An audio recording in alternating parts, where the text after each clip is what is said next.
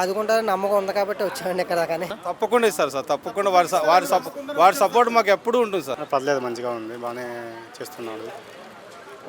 Compare to last year better అనిపిస్తుంది. Opposite పార్టీలు ఎన్నో అంటారు, అందుకే కదా ప్రతిపక్షంలో కూడా లేకుండా చేశారు రాష్ట్ర ప్రజలు.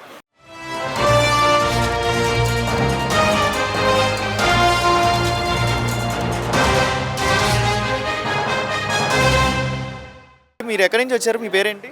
నా పేరు వెంకటేశ్వరరావు అండి తోట. నేను భీమవరం నుంచి వచ్చాను. మరి తాడేపల్లిగూడ మండలం. ప్రజెంట్ చంద్రబాబు నాయుడు గారు, పవన్ కళ్యాణ్ గారు పనితీరు ఎలా అనిపిస్తుంది అండి? ఈ పరిపాలన ఎలా ఉంది? పరిపాలన అయితే బాగానే ఉందండి. నేను కొన్ని కారణాల వల్ల వచ్చాను ఇక్కడికి. మన మా ఎం మా మా నియోజకవర్గం కూడా జనసేన. అది జనసేన గురించి మేము అక్కడ బొలిశెట్టి సీని గారు, మా ఎమ్మెల్యే గారు బొలిశెట్టి సీని గారు. బొలిశెట్టి సీని గారికి లెటర్ ఇద్దామని వెళ్ళాం, ఆయన కలలేదండి. తర్వాత ఇక్కడ పవన్ కళ్యాణ్ గారిని కలుద్దామని పవన్ కళ్యాణ్ గారి దగ్గర తీసుకొచ్చాను బాబు. పవన్ కళ్యాణ్ గారు ఏమైనా తీసుకొస్తే ఆదుకుంటారని నమ్మకం ఉందా? ఆదుకుంటారని నమ్మకం ఉంది కాబట్టి వచ్చామండి ఇక్కడ. కానీ ఏంటి ప్రాబ్లం, ఏమైంది? బాబుకి ఐటీ ప్రాబ్లం అండి. బాబుకి 13 సంవత్సరాలు అండి. ఇప్పుడు ఐటీ ప్రాబ్లము. అంతకుముందు సదరం వచ్చినప్పుడు బాబుకి కళ్ళు కాపాడుతాయని మనకు తెలియదు సదరం వచ్చినప్పుడు. ఇప్పుడు బాబు కళ్ళు కూడా కాపాడట్లేదు. భీమవరం రమణరాజు గారు స్కూల్లో చదివిస్తున్నానండి. మేము అందుకని మా ఊరు కూడా మారి భీమవరం తీసుకొచ్చి భీమవరం నేను అద్దెంట్లో ఉంటా బాబుని చదివించుకుంటున్నాను. మన బాబు 10th వచ్చేసరికి స్కైప్ని ఎవరంటాం మన కళ్ళకి సర్టిఫికేట్ లేకపోతే. అందుకని ఆ సదరంలో ఈ కళ్ళు కూడా యాడ్ చేస్తారని మల్టీ డిజబిలిటీ సదరం సర్టిఫికేట్ ఇప్పిస్తారని కోరుకోవడానికి వచ్చామండి సార్ గారిని కలిసి. సో అంటే ఓకే, ఈ టైప్ ఆఫ్ ఇబ్బందులు ఉన్నాయని చెప్పి ఏదైనా సపోర్ట్ కోసం ఇక్కడికి వచ్చినారు కదా. సో మీకు ఎవరు చెప్పారు ఇంత దూరం వెళ్ళమని? ఎవరు చెప్పారు మీకు? మామూలుగా నేనే వచ్చానండి. పవన్ కళ్యాణ్ గారిని కలుద్దాము అనే వచ్చాను. గత 5 సంవత్సరాల్లో ఏ లీడర్ని ఇలా దగ్గరలో ఉన్నారండి? ఇలా డిప్యూటీ సీఎం కానీ ఎమ్మెల్యేలు కానీ గతంలో ఉన్నారు, ఇప్పుడు ఉన్నారా? అంతకు ముందు కూడా కలెక్టర్ గారిని కలిసానండి. వాళ్ళు కూడా ఆ టైంలో లాస్ట్ టైంలో మమ్మల్ని తణుకు హాస్పిటల్కి పంపించారండి. బాబుకి ఉపశమం అది ఉంది, బయట ఆస్తమా అది ఉంది, బయట కూడా తిప్పకూడదు, రిస్క్ చేసి మరీ తీసుకొచ్చాను. బాబుని చూపిద్దామని. మామూలుగా తెలియదు ప్రాబ్లం అంటే తెలియదని బాబుని సార్ గారికి చూపిద్దామని తీసుకొచ్చాను. డైరెక్ట్గా చూపిస్తే ఏదో సాయం దొరికిద్దని చెప్పి వచ్చారు. సాయం దొరుకుతుందని వచ్చాము సార్. మేము ఆంధ్రప్రదేశ్ నలుమూలల నుంచి అన్ని జిల్లాల నుంచి రావడం జరిగింది సార్. జాతీయ అందుల సమైక్య ఆంధ్రప్రదేశ్ తరఫున. ప్రజెంట్ మీకు ఈ గవర్నమెంట్ వచ్చాక ఎలా అనిపిస్తుంది? ఈ గవర్నమెంట్ రూలింగ్ ఎలా అనిపిస్తుంది? కూటమి గవర్నమెంట్ రూలింగ్ బాగుంది సార్. గవర్నమెంట్ వచ్చిన తర్వాత ఇబ్బందులు ఏమీ లేవు. కానీ ఇప్పుడు టీచర్స్కు బదిలీలు అనేవి పెట్టినారు సార్. ఈ బదిలీలలో గతంలో ఉన్నటువంటి సదుపాయాలను కొంచెం తీసేసే ఇప్పుడు చట్టం రాబోతోంది. ఆ చట్టంలో కొన్ని సదుపాయాలను తీసేయాలనే ఆలోచనలో సంఘాల మేర సదుపాయాలు ఉన్నాయో అదే విధమైనటువంటి సదుపాయాలను కొనసాగించాలని, హేతుబద్ధీకరణలో కూడా మాకు ప్రాధాన్యత ఉండాలని చెప్పి అక్కడి నుంచి మమ్మల్ని డిస్టర్బ్ చేయకుండా తొలగించకూడదు అని చెప్పేసి అని ఈ విషయాలపైన మాట్లాడడానికి మేము ఈరోజు లోకేష్ గారిని కలవడానికి వచ్చాము. తర్వాత ఇక్కడికి డిప్యూటీ సీఎం గారిని కలవాలనే ఉద్దేశంతో ఇక్కడ రావడం జరిగింది సార్. చెప్పారు మీకు ఇంత దూరం రమ్మని, ఇక్కడికి వచ్చి ఇక్కడ సొల్యూషన్ దొరుకుతుందని మీకు ఎవరు చెప్పారు? ఇంత దూరం ఎలా? అసోసియేషన్ తరఫున మేము పిలుపునిచ్చినాం సార్. మా జాతీయ అందుల సమైక్య ఆంధ్రప్రదేశ్ తరఫున పిలుపునివ్వడం జరిగింది.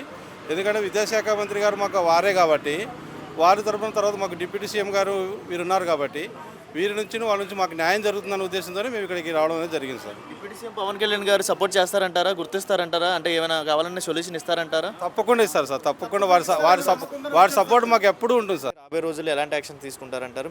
మీకంటూ ఏంటి గుర్తించి ఏం చేయాలనుకుంటున్నారు? ప్రభుత్వ పరంగా మాకైతే ఎటువంటి ఇబ్బంది లేదండి. మమ్మల్ని గుర్తిస్తుంది. ఉదాహరణకి అన్ఎంప్లాయీస్ని చూసుకుంటే పెన్షన్స్ పెంచారు.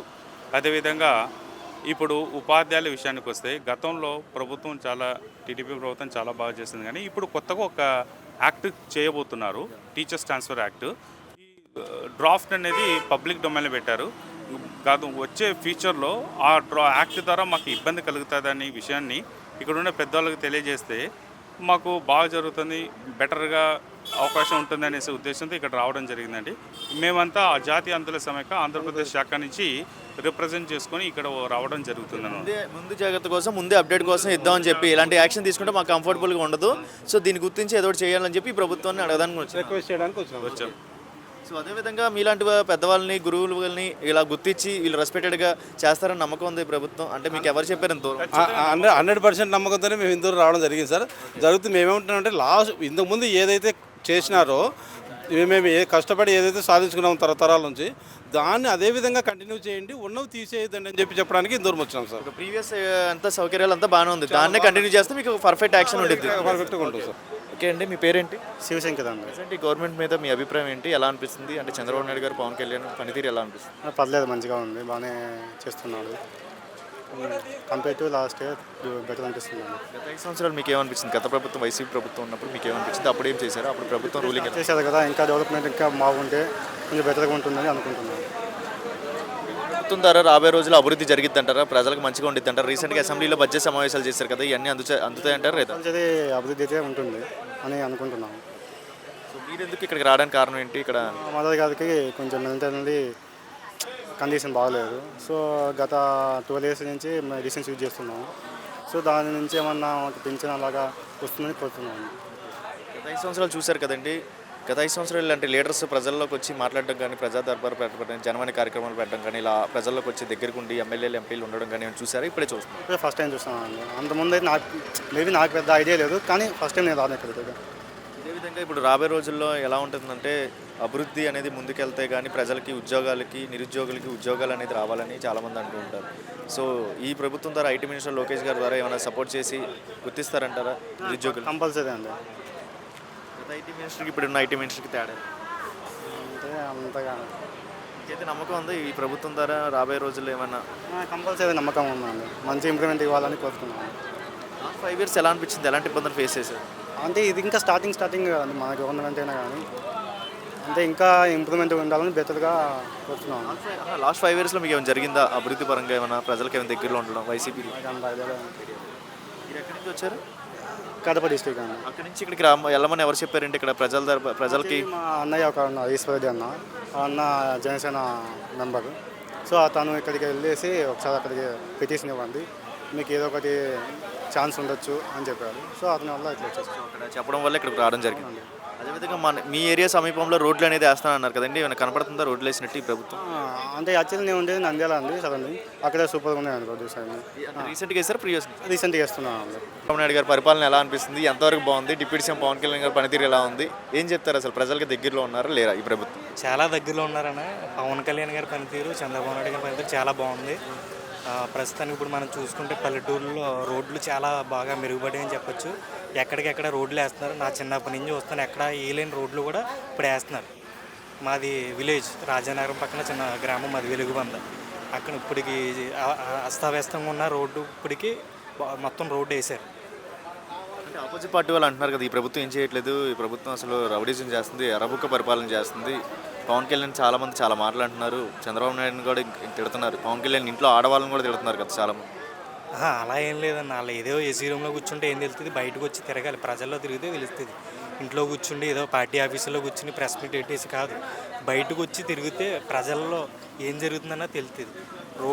రోడ్డులోగానే కాదు, ప్రతి రంగంలోనూ అభివృద్ధి చెందుతుంది. ఆపోజిట్ పార్టీలు ఎన్నో అంటారు, అందుకే కదా ప్రతిపక్షంలో కూడా లేకుండా చేశారు రాష్ట్ర ప్రజలు. కొంతమంది ఏమంటున్నారంటే అసలు ఈ ప్రభుత్వం ద్వారా రాబోయే రోజుల్లో మంచి అభివృద్ధి జరిగిద్దా లేదా అని చెప్పి ఆలోచన అంటున్నారు కదా. ఆల్రెడీ జరుగుతుంది కదా నా అభివృద్ధి, ఇంకేం జరగాలి? ఇంక జరుగుతూ ఉంది. వాళ్ళ గత ప్రభుత్వం అప్పులు చేసి వెళ్ళిపోయింది. ఇప్పుడు అంతా లెవెల్ చేసుకుంటూ, కట్ చేసుకుంటూ, తప్పులన్నీ సరిదిద్దుకుంటూ జాగ్రత్తగా సక్రమంగా చేసుకుంటూ వస్తున్నారు. కానీ అభివృద్ధి చెందుతుంది. రాబోయే రోజుల్లో అమరావతి ఎలా ఉండబోతుంది? అమరావతి బాగానే ఉంటుంది. ఇప్పుడు మన ఎక్కడే కదా అమరావతి, ఇంకా అమరావతి కూడా అయిపోద్ది. మళ్ళీ ఇదే ప్రభుత్వం నెక్స్ట్ టైం వచ్చిందంటే అమరావతి హైదరాబాద్ కంటే బాగా డెవలప్ అవుతుంది. మన ఇండియాలోనే పెద్ద రాజధాని, నెంబర్ 1 రాజధానిగా ఉంటుందని నేను అనుకుంటున్నాను. మీకైతే ఏది మంచి ప్రభుత్వం అనిపిస్తుంది? గత 5 సంవత్సరాలు చూశారు కదా, ఇప్పుడు ఈ ప్రభుత్వం చూశారు కదా, మీకైతే ఏది మంచి ప్రభుత్వం అనిపిస్తుంది? నాకైతే ఎన్డీఏ బెటర్ అనిపిస్తుంది. ఎందుకంటే ఒక నాయకుడి మీద వెళ్ళదు. ఏం ఆలోచన వచ్చినా ఏమొచ్చినా ఒక నాయకుడి మీద వెళ్ళదు. 4-5 అందరూ ఉంటారు కదా, జనసేన, బీజేపీ, టీడీపీ, అందులో నాయకులు, ఇందులో నాయకులు, చంద్రబాబు గారు, పవన్ కళ్యాణ్ గారు, అలాగే పైన మోడీ గారు, పురంధేశ్వరి గారు, మొత్తం బీజేపీ, మొత్తం అన్ని 3 పార్టీలు కలిసి ఏది నిర్ణయం తీసుకోవాలన్నా అందరూ పెద్దలందరూ వీళ్ళకి ఎంతో రాజకీయ అనుభవం ఉంది. ఏం చేయాలన్నా అందరూ తీసుకున్న అనుభవం చేస్తారు, పని అలా ముందుకెళ్తుంది.